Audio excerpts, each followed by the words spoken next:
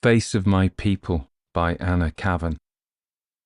Before they took over the big house and turned it into a psychiatric hospital, the room must have been somebody's boudoir. It was upstairs, quite a small room, with a painted ceiling of cupids and flowers and doves, the walls divided by plaster mouldings to simulate pillars and wreaths, and the panels between the mouldings sky blue. It was a frivolous little room. The name Dr. Pope looked like a mistake on the door, and so did the furniture, which was not at all frivolous, but ugly and utilitarian. The big office desk, the rather ominous high, hard thing that was neither a bed nor a couch.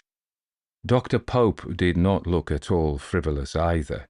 He was about 40, tall, straight, muscular, with a large, impersonal, hairless, tidy face, rather alarmingly alert and determined-looking. He did not look in the least like a holy father, or, for that matter, any sort of father. If one thought of him in terms of the family, he was more like an efficient and intolerant elder brother who would have no patience with the weaknesses of younger siblings. Dr. Pope came into his room after lunch, walking fast as he always did, and shut the door after him. He did not look at the painted ceiling or out of the open window through which came sunshine and the pleasant rustle of trees. Although the day was warm, he wore a thick, dark, double-breasted suit and did not seem hot in it.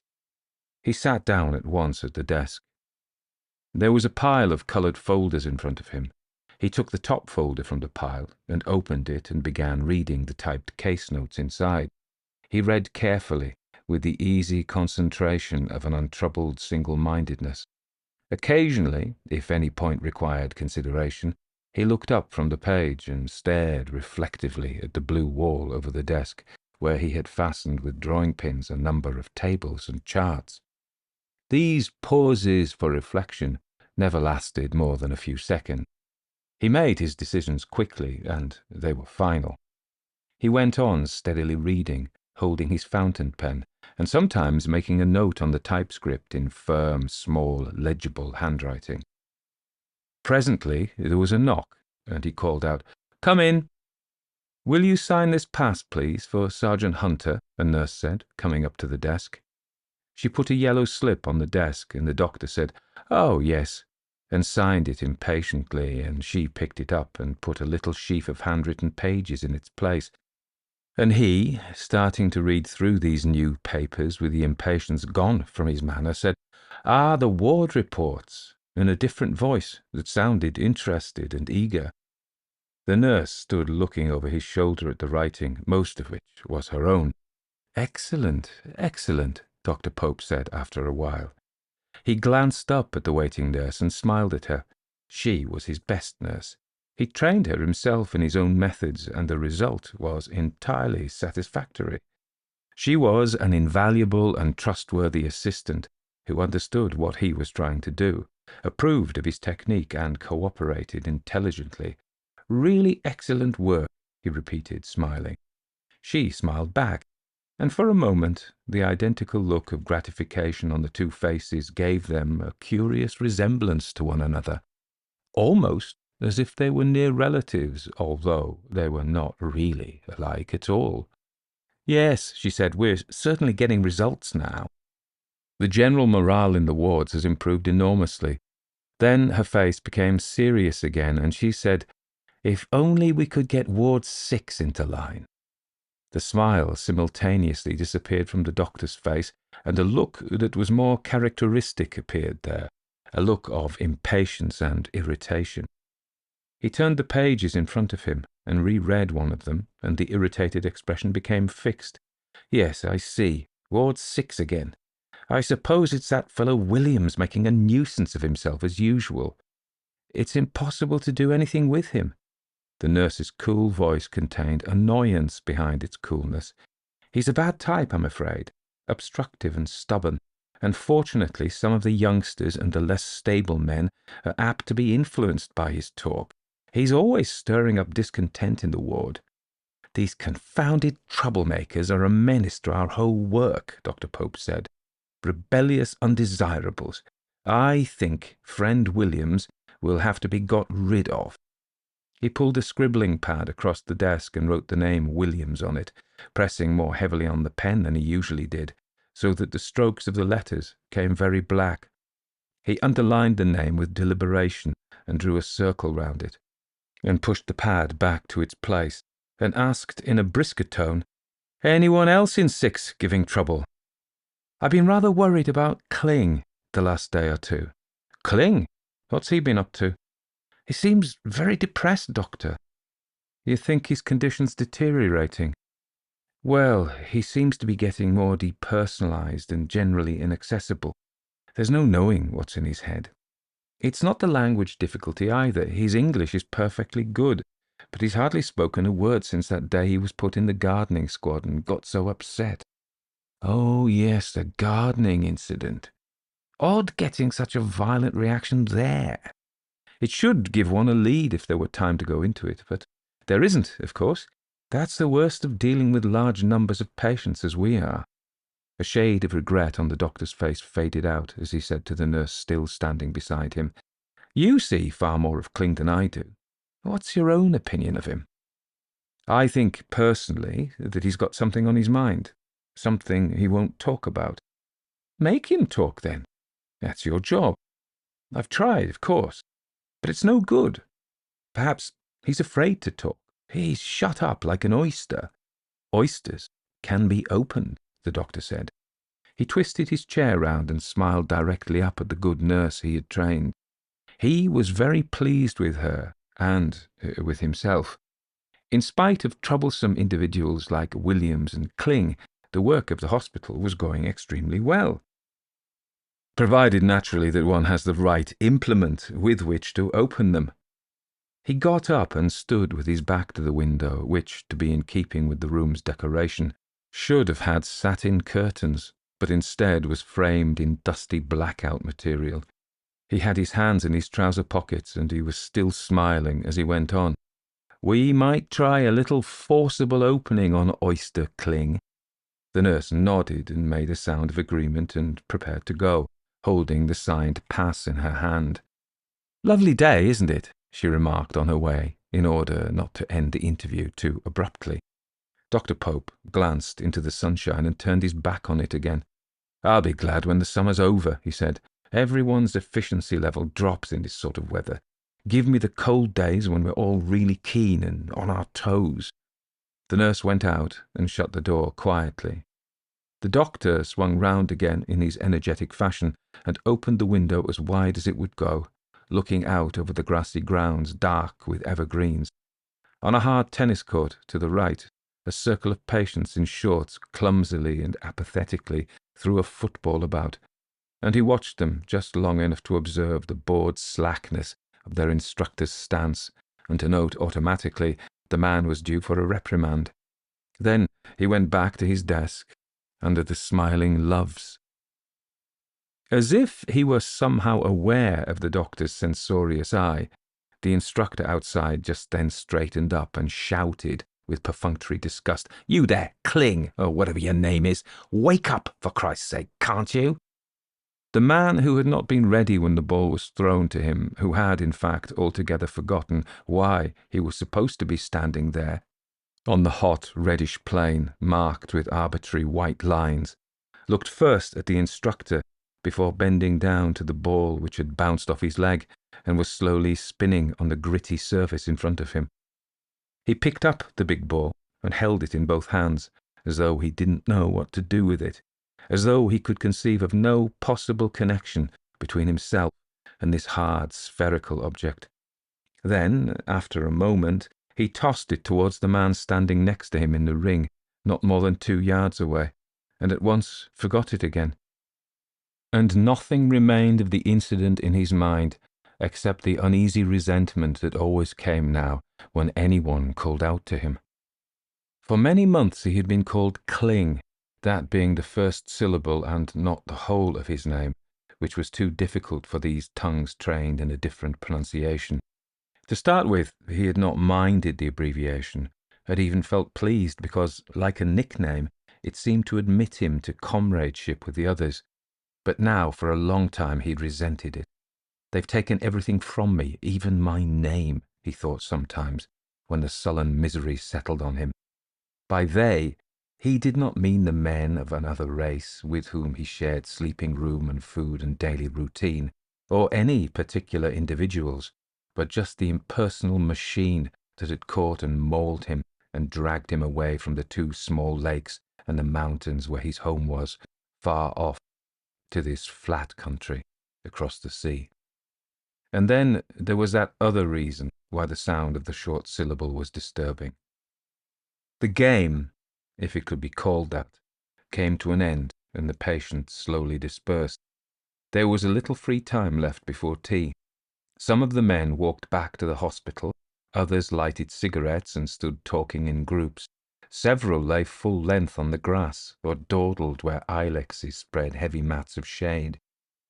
Kling sat down by himself on the top of a little bank. He was young, very big and broad, very well built if you didn't mind that depth of chest, dark, his hair wiry like a black dog's, arms muscled for labour, his eyes only slightly descented. He didn't look ill at all, he looked enormously strong, only his movements were all rather stiff and slow. There was a marked, unnatural rigidity about the upper part of his torso because of the lately healed wound and because of that heavy thing he carried inside him. The bank was in full sunshine. Kling sat there sweating, dark stains spreading on his singlet, under the arms, sharp grasses pricking his powerful bare hairy legs, his breast stony feeling, waiting for time to pass. He was not consciously waiting.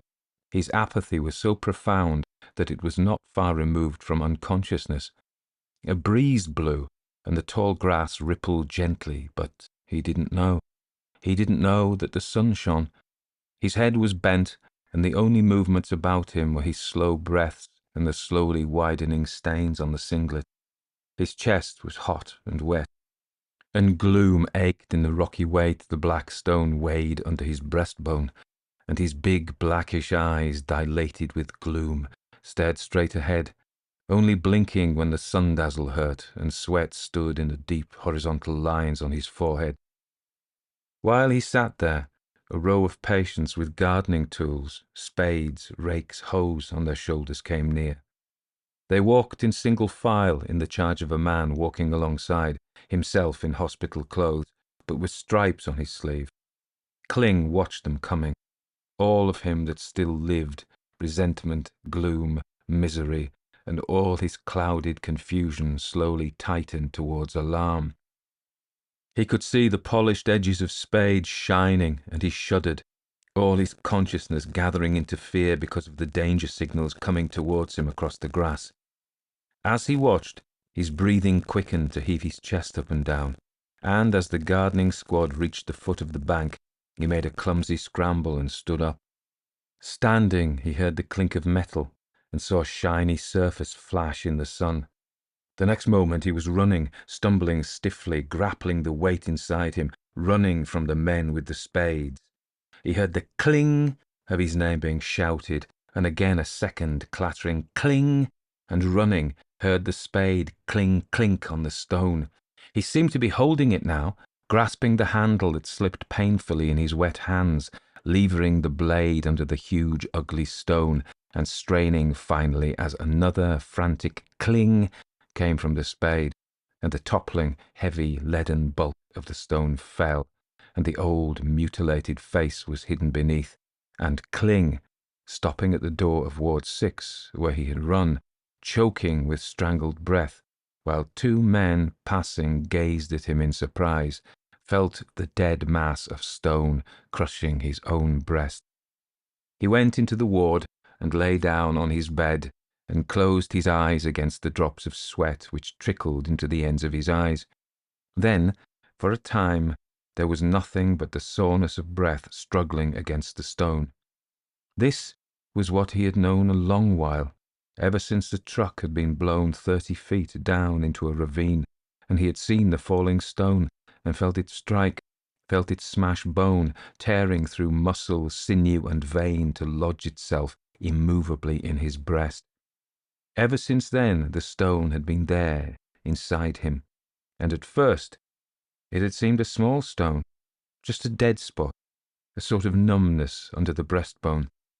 He had told the medical officer about it, and the M.O. had laughed, saying there was no stone or possibility of a stone. And after that, he'd not spoken of it again, never once. But from the start, he'd been very uneasy, oppressed by the stone and by the heaviness that could come from it, suddenly to drive away laughter and talk. He had tried not to think of the stone, but it had grown heavier and heavier, until he could not think of anything else, until it crushed everything else, and he could only carry it by making a very great effort. That was not so bad, really, because, with the weight of the stone crushing him, he was nothing. And that was not painful or frightening. It was just a weighting, and that was nothing as well. But sometimes, perhaps at the moment of going to sleep, the dead weight lifted a little, and then there were all the uncovered faces, the stone and the digging, and the old man would come back. And so he lay very still on the bed, waiting for the deadness to overlay him, lying there in the knowledge that if the dead weight of the stone lifted to let him breathe, the old man would come. Strange how it was always this one who came, and never one of the others.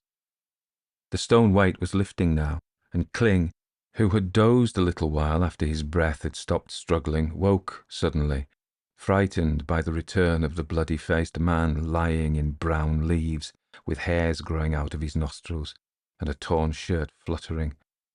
That was his father, who had lain dead in the room beside the blue lake.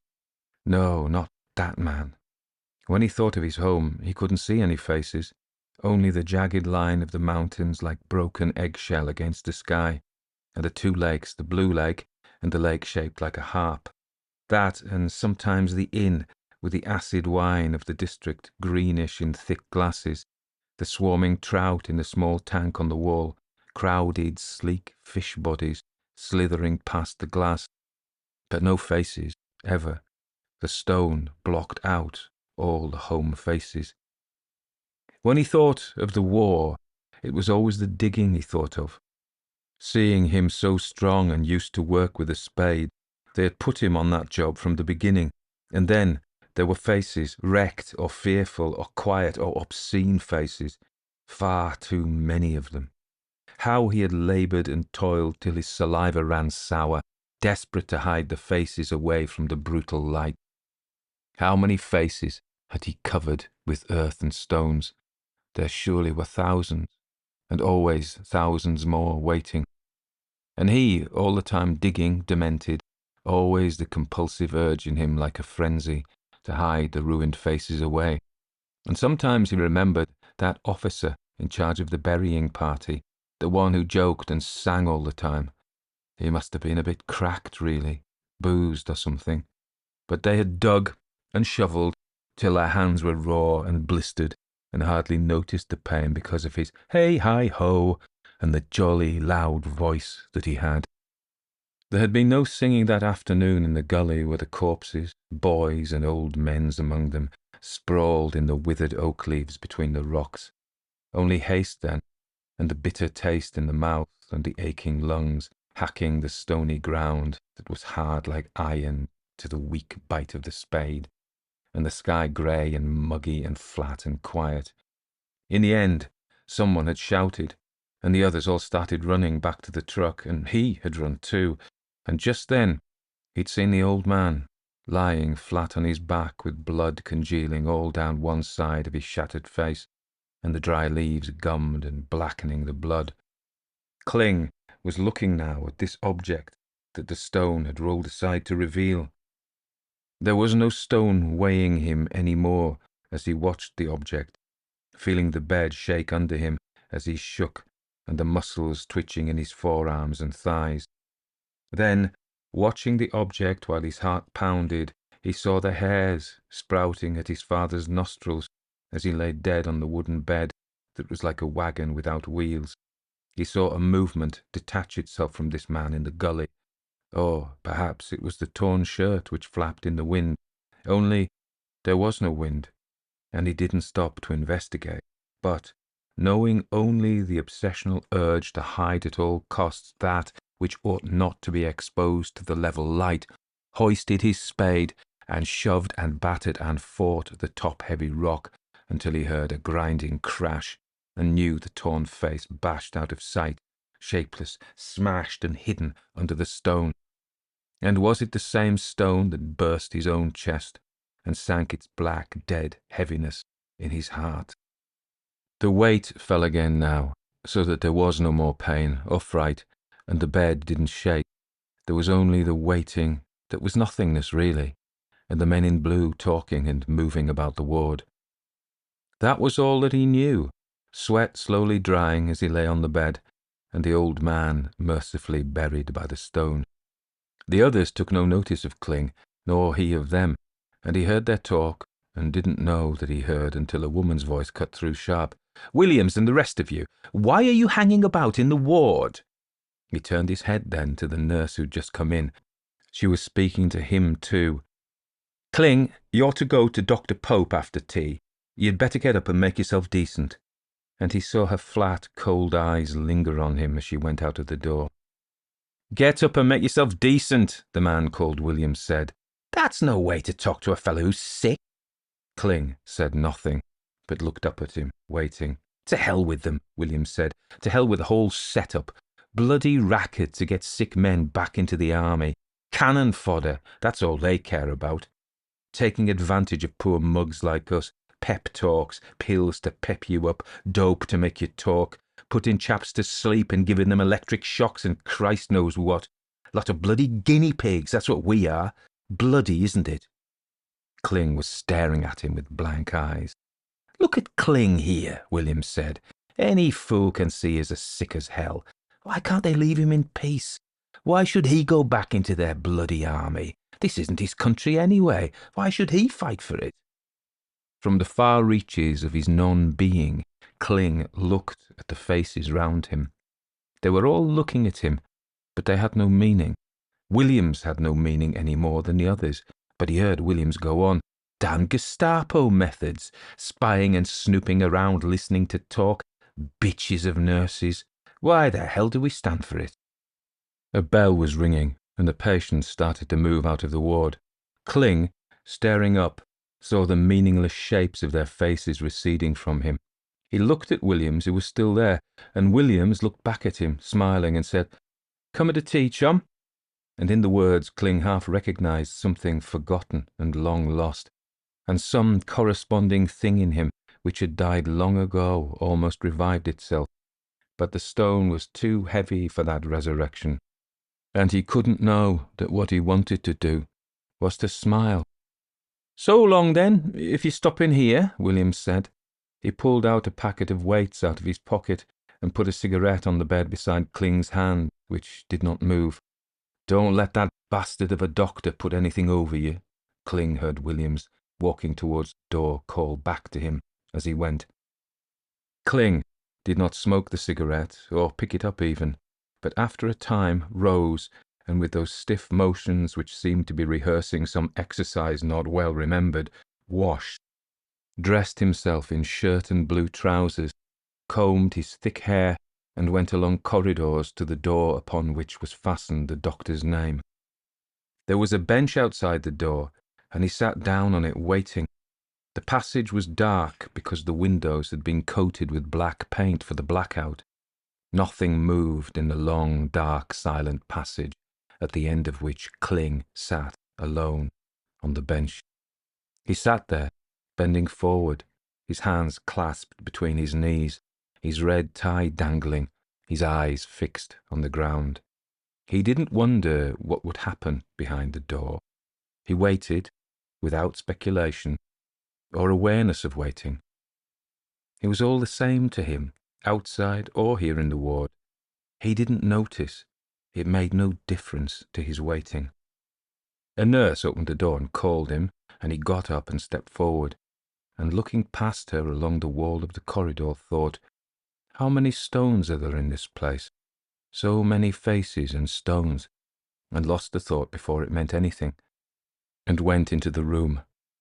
"I want you to lie on the couch," Dr. Pope told him. We're going to give you a shot of something that'll make you feel a bit sleepy. Quite a pleasant feeling. It won't hurt at all." Obedient, null, with that unnatural stiffness, Kling laid himself down. Lying on the high couch, he looked at the exuberant ceiling without surprise. The flowers and the crowding cherubic faces did not seem any more strange to him than anything else. The ceiling did not concern him any more than the doctor concerned him. Nothing concerned him, except the heaviness in his breast. He waited, looking at the doctor as if he had never seen him before. The nurse busy with swab and spirit and tourniquet, and he felt far off on his arm the tourniquet tightening, the bursting pressure of flesh against tightening fabric, and then the small sharp sting as the needle entered the vein. "Just try to relax," the doctor said, watching while the fluid and the hypodermic went down, the blank waiting face with wide open, extremely dilated eyes.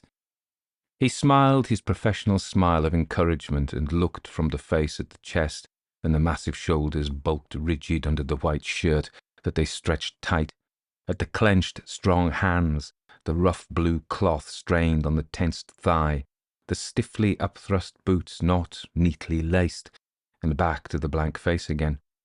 He noticed on the face how the deep tan of the outdoor years was starting to turn yellowish as it slowly faded inside hospital walls. "Well, how do you feel now?" he asked, smiling at the man who stared up at him without answering. "I want you to talk, Kling," he said. "I want you to tell me what's worrying you." Kling, his patient, looked away from him and up at the ceiling. "What is it you've got on your mind?" asked the doctor. Kling stared upwards without speaking, and now his limbs started twitching a little. "You'll feel better after you've talked," Dr. Pope said. The nurse finished the long injection and withdrew the syringe adroitly. A single drop of blood oozed from the pierced vein, and she dabbed a shred of cotton wool onto it and silently carried her paraphernalia into the background and stood watching. "You've got to tell me what's making you miserable," the doctor said, speaking loudly. He bent down and put his hand on Kling's shoulder and said loudly and very distinctly, close to his ear, "You are very miserable, aren't you?" Kling looked at him with his wide, black, lost animal's eyes and felt the hand on his shoulder. His shoulder twitched, and something inside him seemed to be loosening.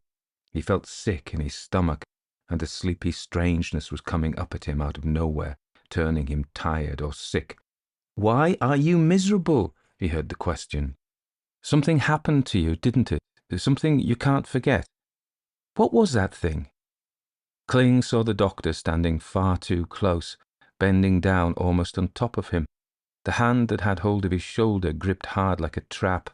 The distorted face looked monstrous, foreshortened, and suspended beneath painted faces, the eyes glaring, the threat of the mouth opening and shutting. Kling groaned, turning his head from one side to the other to escape from the eyes, but the eyes would not let him go. He felt the strangeness of sleep or sickness or death moving up on him, and then something gave way in his chest. The stone shifted, and sleep came forward to the foot of the couch, and he groaned again, louder, clutching his chest, crumpling the shirt and the red tie over his breastbone. "Was it something bad that was done to you?" he heard the doctor's voice shout in his ear. He felt himself turning and twisting on the hard bed, twisting away from the eyes and the voice and the gripping hand that was shaking him now. He shut his eyes to escape, but a salt prick of tears or sweat forced them open. He didn't know where he was or what was happening to him, and he was afraid. He was very frightened with the strange sleep so near him. He wanted to call for help. It was hard for him to keep silent, but somewhere in the midst of fear existed the thought, "They've taken everything. Let them not take my silence." And the queer thing was that Williams was somehow a part of this, his smile, the cigarette, and what he'd spoken. "Was it something bad that you did?" Kling heard. He did not feel the hand that was shaking his shoulder. He only felt his face wet, and on the other side of sleep a voice kept on moaning while another voice shouted. But he couldn't listen, because just then the stone moved quite away from his breast, and sleep came up and laid its languid head on his breast in place of the stone. He tried to look at the strange sleep to know it, but it had no form. It simply rested sluggishly on him, like gas, and all he could see above was a cloud of faces. The entire earth was no graveyard great enough for so many, nor was there room to remember a smile or a cigarette or a voice any more. The old man was there, and had been for some time, not sprawled in leaves now, but standing, bent forward, listening, and Kling knew that this time something must pass between them. There was something which must be said by him, in extenuation or in entreaty, to which the old man must reply, though what it was that had to be said, or what words would be found to express it, did not appear yet.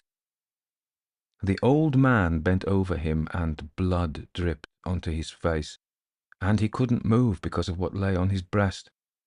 And when the old man saw he couldn't move, he bent lower still, and Kling could see the tufts of bristly hairs in his father's nostrils. He knew he would have to speak soon, and staring wildly, with the old man's face almost on his, he could see the side of the face that was only a bloodied hole, and he heard a sudden frantic gasp and gush of words in his own language, and that was all he heard, because at that moment sleep reached up and covered his face. Dr. Pope and the nurse had both seen that Kling was going to start talking.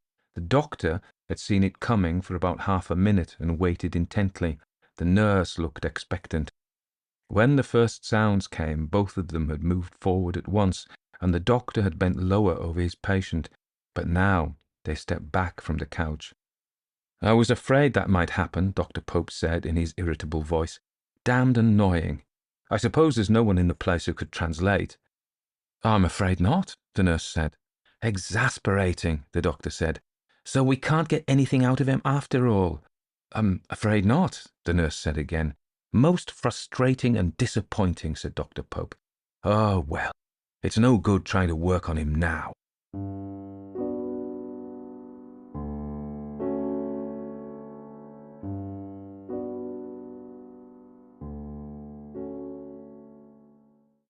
So that was Face of My People by Anna Kavan, and Are You Harrowed Yet?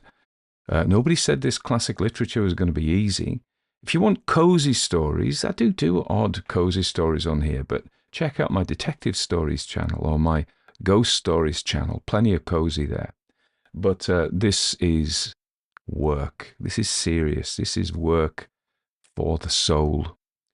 And you may not have heard of Anna Kavan. If you have, congratulate yourself. She's a cult author, but one of the best cult authors, because cult authors that everybody knows about aren't really cult authors, are they? You've got to have a cult author that you know about. And then when you're in your dinner party, your exclusive dinner parties in Islington or Morningside or Donnybrook, or wherever in your town the glitterati gather, you can drop the name of Anna Kavan and see if anybody recognises it. And then they may say, oh, well, in Kensington, we call her Anna Kavan, or in Bloomsbury Square, we call her Anna Kavan, you know, and you can have little things like that and kind of do one-upmanship. We get that. I sometimes use the word Bowie. So not David Bowie, but and people across the world, mainly in America and the other parts of the English-speaking world, have different ways of saying Bowie. So people will say, it's not that, it's Bowie. And then somebody will say, no, it's Bowie. Or somebody will say, no, it's Bowie. And that, and also the pronunciation of Albany as Albany, generate massive interest. It reminds me, I know I haven't started talking about this yet, but you know, you may. If you know me, you'll know my discursive style. You may even like it. If you don't, well, there's a lot more of it to come, so I would switch off now. Yeah, I used to attend council meetings, and they would have decisions on planning and quite complex environmental decisions to make. And they were just local Joes who'd managed to crawl up the greasy ladder of local politics, pick up a few backhanders, a few bribes on the way. I'm not saying all local politicians are corrupt, of course, but it's sad that I think that might be the case, and that some of you are laughing at that. But it is sad, actually. Where have we come to?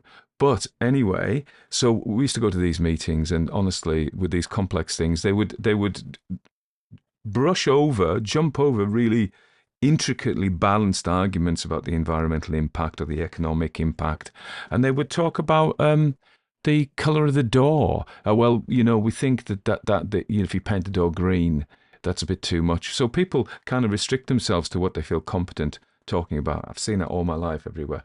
So how did I get there? You're in a dinner party. You're in a posh dinner party, and you're going to talk about Anna Kavan. So I better give you some material to talk about her. So Anna Kavan, as my notes say, known for her haunting. She was born 1901, died 1968. Anna Kavan, known for her haunting in original fiction, has garnered a cult following since her death 50 years ago. Admirers such as Anais Nin, don't come back to me with the pronunciation of that. Jean Rhys, don't come back to me with the pronunciation of that. And J.G. Ballard, you can. I don't think there's much to argue about with that one.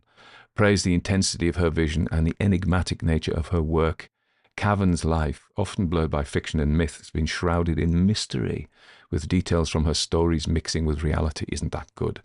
Her self-reinvention from a conventional housewife to a chic heroin-addicted writer with a bleak literary voice, you just heard it, adds to the intrigue surrounding her persona. Apparently her tennis coach introduced her to intravenous cocaine when she was just an adolescent. Born Helen Emily Woods in 1901 to wealthy but neglectful parents. Surely the worst kind. Maybe poor and neglectful are worse than that, but it's a toss-up. Kavan's upbringing was marked by tragedy, including her father's suicide when she was 11. Disillusioned and seeking solace, she turned to drugs in her early adulthood. Well, that's a kind of a big jump, really, that I've made there in the notes. Is it causative? Who knows? We may argue it has something to do with it.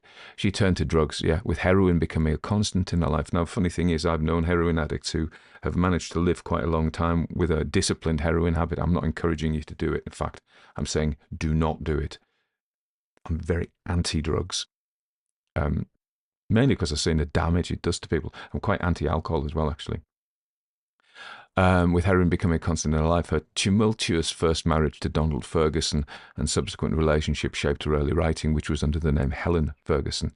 After a nervous breakdown and a time in a Swiss psychiatric hospital, not just your local NHS one, Kavan re-emerged as Anna Kavan. However you want to emphasize it, fully embracing an experimental and hallucinatory literary style.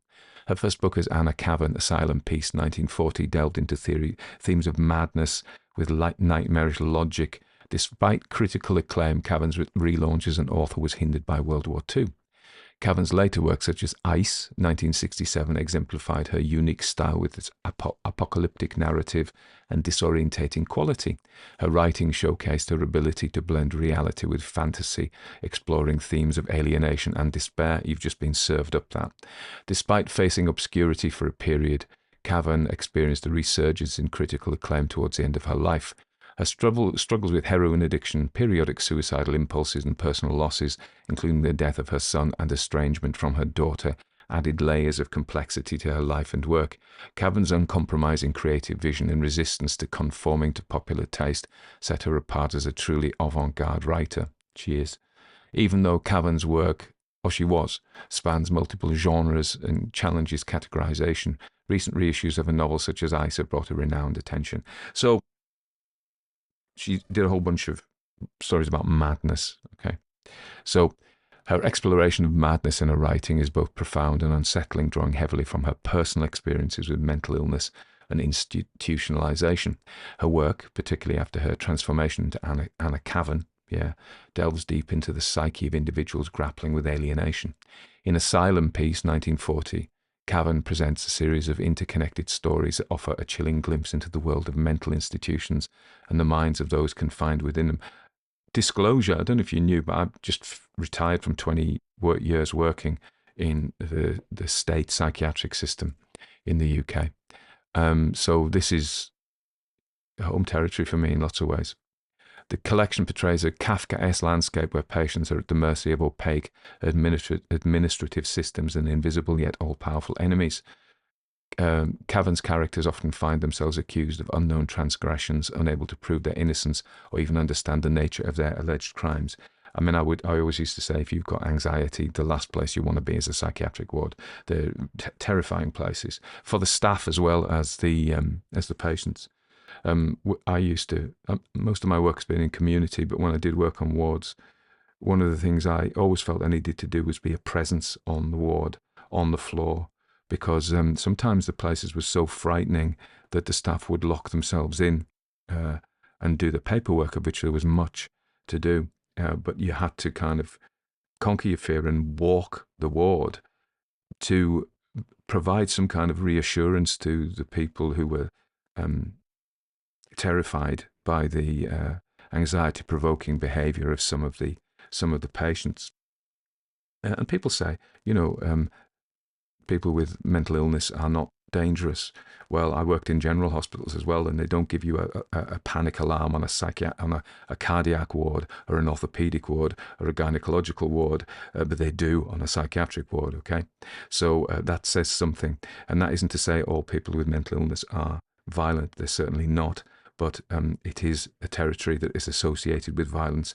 And violence done to patients as well by patients and sadly by staff as well.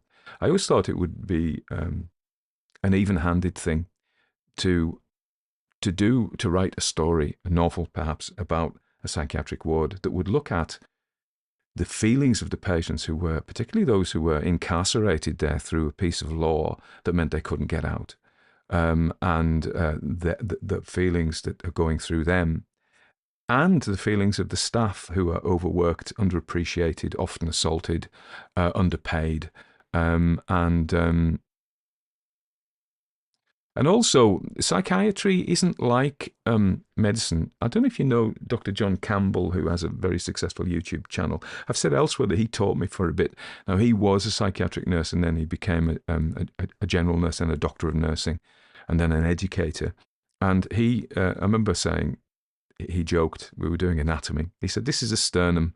He said, "It's there. This is what it is." Of course, he said, if we were doing psychiatry, we would argue about the status of the sternum, whether it really existed, what its role was. And of course, psychiatry tends to, most doctors and nurses are really practical people. So I was going to say they're like coppers in that. The police are very practical as well. I remember once, I'm going to digress, but I remember once talking to we were doing joint training with the police about mental health emergencies. And the police, this guy said, "There's a guy hanging off a bridge. I'm just going to go and grab him. And if necessary, I'll arrest him." And I said, "But under what piece of law? Because you're not just allowed to do that." He said, "I would arrest him first and then work out what I was arresting him for afterwards. Now, you may deplore that, or you may say, that's a very practical way to stop somebody jumping off a bridge, in which case it is justified." And in doctors and nurses, proper doctors and nurses who deal with physical health, are very practical. Very often they do something that works, we'll keep doing it. And then they work out why it works. Somebody else works out why this treatment works, but they're led by what works. So particularly, I've worked with GPs as well. They prescribe or they do a certain treatment because they know it works. And there's lots of literature about why it might work. And then somebody argues that it didn't work and the study was flawed. And they go, yeah, but it works. And now why it works, we don't know. But so they're practical people. People who go into psychiatry tend to be much more philosophical minded. And we spent ages arguing about the nature of madness. I think there's a statistic that only 34% of people keep the same psychiatric diagnosis. So most people actually, they start, and I noticed in my career that there was great fashion in it. Schizophrenia was a big thing. And then people are now saying, oh, there is no such thing as, they're going to abandon schizophrenia as an illness. It isn't an illness, they don't think anymore. But lots of people used to get catatonic schizophrenia, hebephrenic schizophrenia, all sorts of different schizophrenia. And it's like, no, there's no such thing now. It's just psychosis now. And then there was a great great fashion for schizoaffective disorder. And then latterly, you never saw anybody with it, you know. And then personality disorder was the massive one for a lot of my career, particularly on psychiatric wards. I think probably, and it's not for me to diagnose anybody, but anyway, so I'm not going to do it. I was going to say something about Anna Kavan and give a putative diagnosis, which isn't really fair or clever or anything, so I'm not going to do it. And then now people are saying, oh, no, it's complex PTSD. It's about repeated trauma. And so, you know, and I would see people who would go and see psychiatrist X, they would get, oh, you've got schizophrenia. 2 years later, go and see psychiatrist Y. Oh, it's schizoaffective disorder. Then it would be, oh, you've got borderline personality disorder, you know, or you've got bipolar affective disorder, and it would just change. So anyway, so it's massively disempowering, because if you are the person who's got this, what have you actually got? You know, and if they don't know what you've got, how are they going to treat it? And of course, sadly, the treatments for mental disorder are not fantastically successful.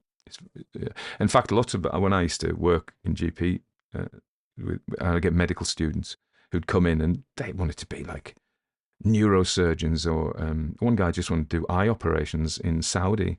He'd make a fortune. You know, people would be cardiac specialists, or a lot of the women want to work in gynae and obs and gynae, you know. And I remember many of these straight medical students did not want to be in psychiatry. They couldn't see the point in it because the people don't get better generally. That isn't completely true. And I would say, particularly with anxiety and depression, I'd say to my patients, look, if you didn't get better, I would just have the same patients. They'd never change. But that isn't true. So people do get better.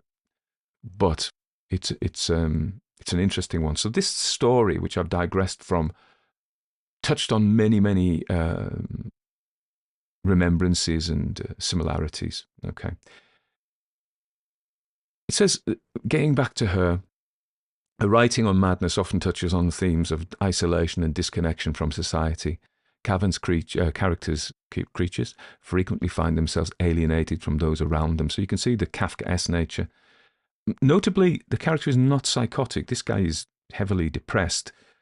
Probably, diagnosing, we would say these days he had PTSD, probably complex PTSD, but certainly with a heavy, and that's that stone in his heart. And people who are depressed, and if you've ever been depressed, you know, you don't see anything, you don't want to do anything. It's just this heavy feeling that sits on your life like a big toad, like a puddock. I've just done an M.R. James story that mentioned that word about a puddock sitting on somebody. Anyway, so Kavan challenges conventional notions of sanity and insanity, often presenting madness as a reasonable response to an irrational and hostile world.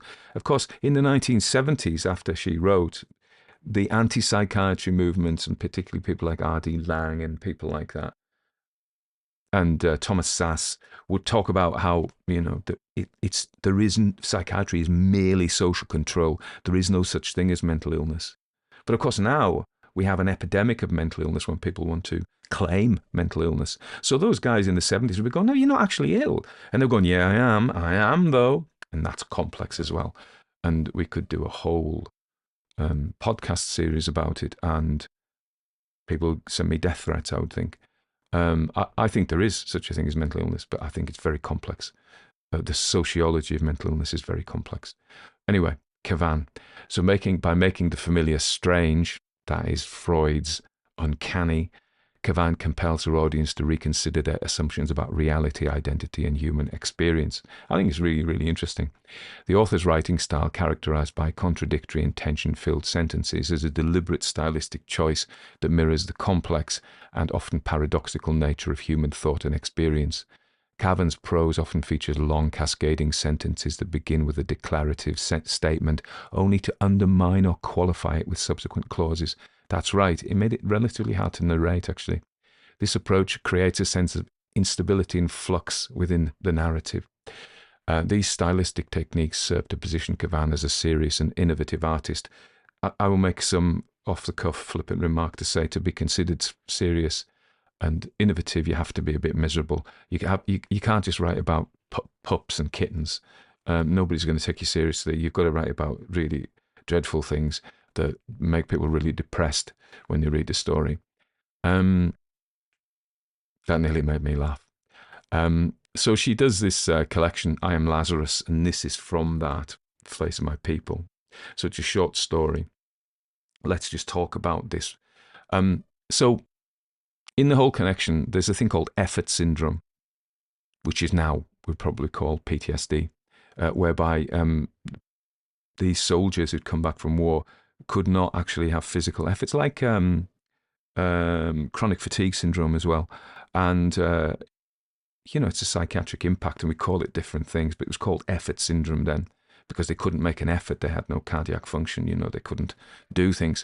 So she focuses, it's interesting because it's like a frame story in a sort of ways. We have the psychiatrist and the nurse who are, I'm not sure she is totally sympathetic to them. I am more sympathetic to them because I was one of them and I've worked with them. And by and large, they're decent people, And at the end, so the nurse and the doctor come in at the end, whereby they are treating Kling, who doesn't even get his full name. He's that cut off from the world and his identity. He's in a place where people don't speak his language. And when he is about to speak, of course, let's digress to say something about that theory. The theory of speaking as a cathartic release is a Freudian theory, and I heard it explained really. Our metaphor for the mind changes with our society. So at the moment, possibly passing out of it now, we see the mind as a computer. We see the brain as hardware and the thoughts as software. And we use this metaphor, and cognitive psychology looks at the brain as if it was a processing unit. Yeah? That wouldn't have been possible before the advent of computers because we didn't know what computers were, so we couldn't compare the brain to them. Yeah. In Freud's time, this was the steam age. So it's a hydraulic metaphor, and in that view, the pressure builds up in the steam chamber, and it has to go out, or it'll blow. Yeah, like the pressure cooker. That's what it'll do. So Freud's theory was, with these conditions, I'm not knocking Freud either. I've got a lot of time for him. I mean, you can say things. He was obsessed by sex and all that. Yeah, many people are. But, he was a profoundly great thinker, I think. Disagree if you want. But his idea was that you let the pressure out and the problem is solved.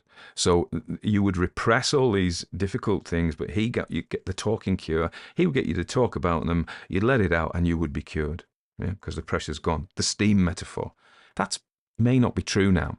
With the information processing metaphor, particularly with AI, we know that our metaphor is, I keep saying the word metaphor, is that the more you think of a certain thing, the easier it is to get there. So if you learn to play the piano or you learn German, it becomes easier. Your brain actually, it's Hebb's law, isn't it?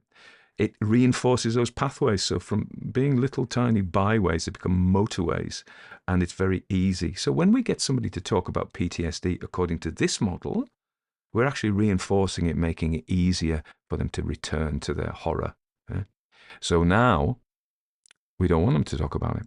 I mean, that's simplification. But, the Freudian psychoanalytical way was to get the people, sufferers from PTSD, to talk about it and thus let the pressure out. But what it seemed to do was just make it very easy for them to relive it, even easier than it was. These pathways become very charged. And so, the feeling is, let's not do that. As to what the truth is, who knows? I'm guessing in 20, 30 years it'll be a different theory. Anyway, so there we are. So if we look at the story, what we have is this man who appears to have participated in a mass grave, in burying a lot of old men, young boys in a mass grave, such as we know happened and happens still across the world, particularly in the Second World War. Not particularly, but in the Second World War as well. And so we can imagine that if and one of them may have been his father, or his father may have died and he may have been responsible, who knows, but certainly he sees his father there. His father is the one that returns to him and drips blood on him. And So fairly traumatic. That'll give you that would account for the PTSD, the depression, the catatonia almost. The flashbacks are a very. I'll tell you another story. I'm going to run out of time, but I'll tell you another story. I remember working with a guy being a fireman, and his panic attacks were triggered by. Do you know if you the old-fashioned radiators, heating radiators, and they're metal, and if you knock on them and they make a certain sound, and things like knocking on metal like that would absolutely freak him out, and we didn't know why.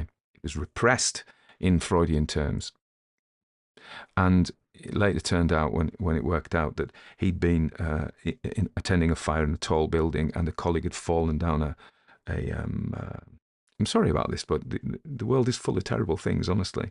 And we can have cat videos and stuff to make us feel better, but let's not ignore the suffering that people go through. And that sounds very pious. I don't mean that necessarily in that way. But anyway, this guy, his colleague had fallen down this stairwell, big stairwell in a tall building, and as he'd gone down, his body had hit the metal railing. So that was the trigger that took him right back there. Okay, so we have Kling, the spades, the gardening detail, and she very cleverly puts that in at the very beginning. And so as it comes to, we go, aha, we know why now, and that's writing craft. That could have been a detective story or a horror story. It's just writing craft to do that. So, but I want to suggest something to you which isn't said, and I'm not sure it's true. My thought was this: how come Kling was doing the burying? They are, presumably it's the enemy who've killed boys and old men because they may be combatants, even poor ones. So here is he. It's emphasized how strong he is and how physically able he is. Why didn't they kill him? There's his father. Why didn't they kill him? If you're going to kill potential enemy soldiers, there's a big strong guy there. Let's kill him. But they didn't kill him. So the question arose in my mind, was Kling in some way complicit with the murder of his people? Face of my people. Did he side? Was he a traitor? Did he side with the enemy to save his life, maybe? And at least bury his people. And this is why it's the guilt and remorse of his crime that has made him insane. That's my take on it. Don't know what you think. A harrowing story. I may do one about kittens next week. I think I probably should.